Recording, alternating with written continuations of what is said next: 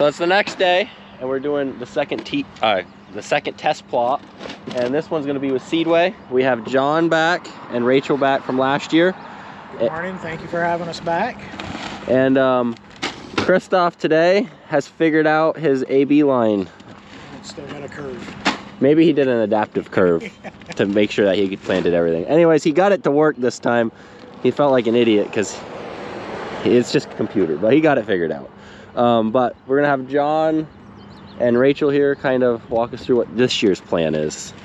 So it's going to be similar to last year. We're going to have 14 to 16 varieties in the plot, 6 rows of each variety. So we plant the variety, we mark it, so that we... The orange is going to be Seedway. Better than blue. We're doing both. It's a good comparison. Yeah, so we'll plant this. We'll come back in a few weeks after it emerges. We'll do plant populations and check early vigor on a lot of these varieties. And it'll be similar to last year, and we'll just see how everything pans out. I'll say with last year, with you guys doing the population, that was another big push on why we switched planters. Because until someone went through and actually showed how horrible of a job it was doing. Yeah, that's a pretty crucial part, you know, because you don't want to throw out a variety just because population wasn't there. Because the bigger seed was affecting it drastically, you guys noticed. The different size seeds in that air planter made a big difference. Yeah, we knew it would change, but we didn't know it was that extreme.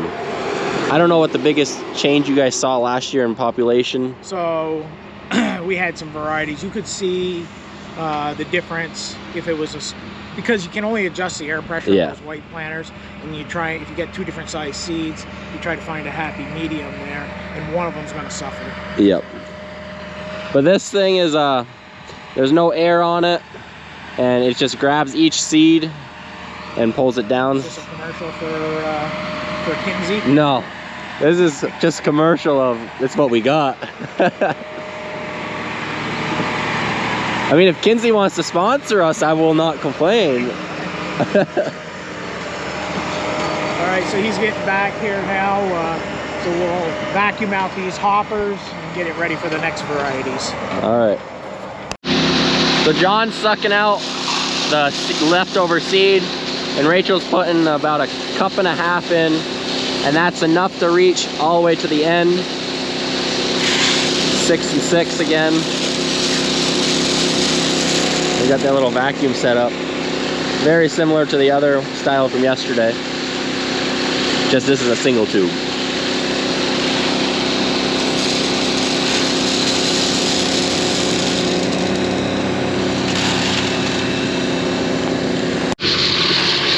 So this seed is green, with a little bit of purple in there. The purple is the refuge in a bag.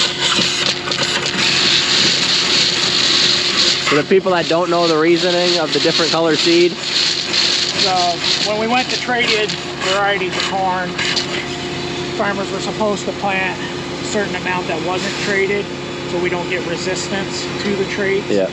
And it was hard to get guys to do that, so the seed companies started doing refuge in a bag. So there's a certain amount of plants that'll come up that aren't traded so that we don't build up resistance. And that's just basically to attract the bugs to those plants.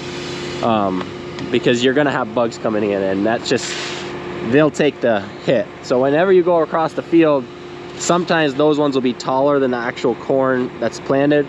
You'll see random, it's those seeds because it's a different plant. Oh, okay. Sometimes it's those. Okay, I didn't know that. Learning. Yeah. John, Christoph didn't know why there was random taller corn plants. I didn't either. Corn plants aren't different colors. No, taller. Oh, taller. The untraded or sometimes the taller ones. So we hopped in with Christoph here for a 1 pass. Every time I hop in, he likes to forget his top up. I didn't forget anything. Not yet. So I thought he was actually guiding.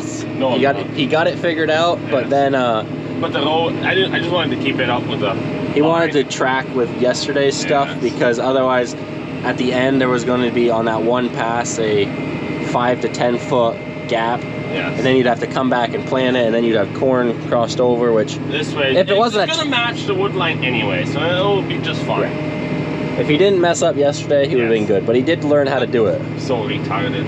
Fucking push quick line as the AB line. I guess if you lead, you'd see it. Man, he's... I don't like leading. But population and the singulation from the corn that we've seen come out already It's pretty good. is a lot better. So I think the English way, I think some of it's 2 inches. Yeah. Ferdy did re-pro-till this morning just because it's been sitting for 5 days since we last tilled it. Well, it's been a week. It's at least. So we just wanted to give it a nice fluffy bed. We did the other half yesterday, so we said it's fair to have it both as similar as possible. Yep. Because we're not, the test plots are not like we told both we want this and this compared. It's just whatever you want to put in. Yeah. And that's how we're going to compare it, just so it's fair and not like a straight up competition. It's just kind of what we put in the ground for both. Oh, we got corn everywhere this time, so. Just enough. John brought us donuts. I have to put that in the video. Scott didn't bring you any yesterday? He forgot. He was running late.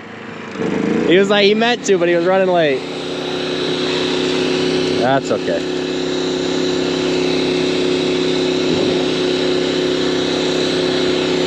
So we are at 6 varieties in so far.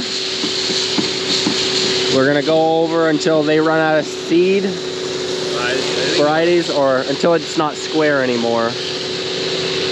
Whatever comes first.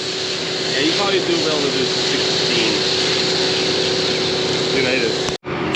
We got the 7th and the 8th variety in, and so you guys have 104 day you're starting with. Yeah. 1 or 2 varieties of that. 105 day.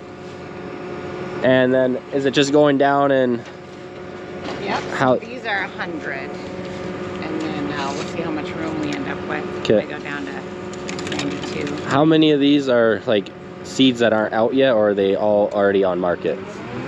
So we actually have quite a few that are new or 1 year out. I would say about half and half. Okay. Yeah. But all with a production plan for the seed. So available to buy. Okay.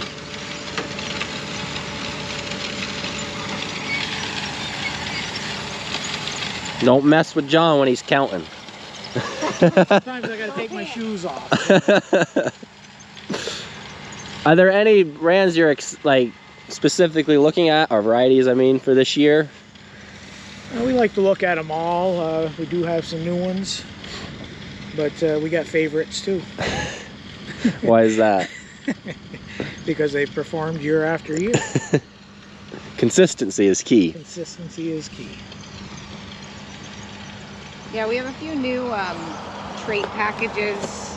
We have a lot of varying degrees of insect pressure here, so we don't always need. So how's our insect pressure different than lower Vermont or New York? Or? So we have a lot less rootworm pressure here. It can be occasional or not much at all. And Is that because we like to freeze our asses off in the winter? I don't know. We didn't have much of a freeze this That, year. that's why this year it might be a thing. Yeah. Yeah, there's places in New York or further Midwest where the actual rootworms trait, the original one, isn't even working anymore. So they're moving to a Smart Stacks Pro. So we'll have some of those in here. We are yet to be at that level, but we still like to look at it just in case when we get to that point. And then there's some new above ground only traits that we're also looking at that look to be good. A lot of kind of silage focused products in the longer day, 104 day range. I asked Scott yesterday, but he hasn't had an answer either. They haven't figured out a flood preventative corn. Yeah. Well, some guys do have areas that don't flood. They're on the hills. Not this field. No. But this field grows amazing, and it's a great street view, so allows people to stop and look. And I know a handful of people did last year, and that's the point. Yeah, no, there was a lot of, actually this field got a lot of attention last year. So. From the videos or just from driving by? Both. John had a more. lot of calls on the video as well. John had a lot more attention from this than. More than I wanted. So this year he's going to talk more for you guys. I'll work on that. That was a big request for him. You can't stay camera shy forever. So we're just gonna eat donuts while John and Rachel do the work. He even brought water.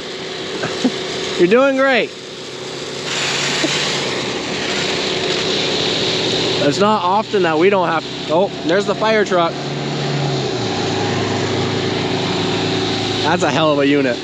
The back of that open? No, it's closed. That is a unique setup, but it gets the job done. Well, this is the last pass going in. There's be a little bit that Christoph's just gonna close up with other seed, and we'll go from there. How many did you guys do now? What do we have, man? 18 again, so same as last year. It's not all the same plants. It's some new, some old, some experimental, and we'll have another growing year. Hopefully this isn't under a foot or two of water. That definitely affected the growing last year, but with the way we still had a good crop here, even though it got a lot of water. It didn't have a lot of current in this test plot area, so it wasn't as stunting. But it hurt it a little bit more towards the back. That wasn't part of the test plot. But every year's a different challenge. So I gotta thank John and Rachel here for coming out again. We thank you for having us come back again. So we'll see how this goes, and we'll have more videos of both test plots individually. Maybe I'll put something together with both of them, but that's a in the moment decision. How it flows. But I guess till the next one.